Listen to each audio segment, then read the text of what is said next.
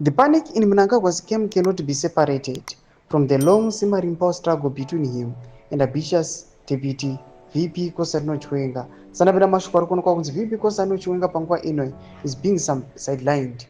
Toda kuti vanhu vari kushamisika nokuona absence yaVP Kosano Chiwenga pamakey state functions panguva ino. Inodiwa subscribe or like or turn the bell kuti mazimba ekudonyora chiti Chiwenga's absence from key state functions, subtle policy differences and competing factions within the party point to a deepening rift.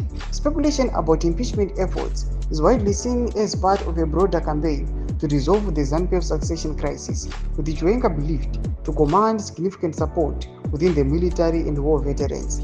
His allies are said to be quietly positioning themselves to challenge Mnangagwa's bid to stay in power until 2030, a move critics view as unconstitutional and politically reckless. Insiders suggest the recent outburst from loyalists like Ziyambi may indicate rising anxiety within Mnangagwa's circle, especially in the face of deteriorating public confidence, economic discontent, and increased international scrutiny over repression and corruption.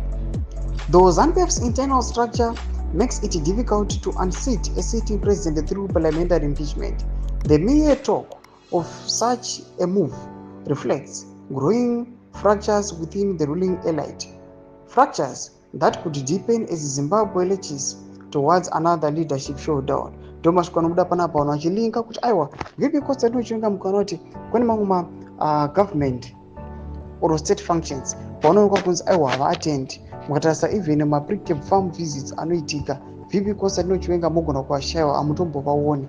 Noda kuti kune kuchionekwa kunzi aiwa these tensions anoratidza kuti these guys panguva ino they are trying by all means kuti vakwanise kusadline VP Kosano Chiwenga, asi kuda kuti aiwa varane for the 2028 elections panguva ino. According aiwa kune zvinhu zvozikanwa nevanhu the gentleman agreement inozikanwa yakaitwa muna 2017, people they are saying to VP Kosano Chiwenga aiwa munhu ari kuvharirwa kunze. Bodze mafunguro enyu muri kudii pamusoro pechitiko ichi? Kuna comment section medu mafunguro enyu.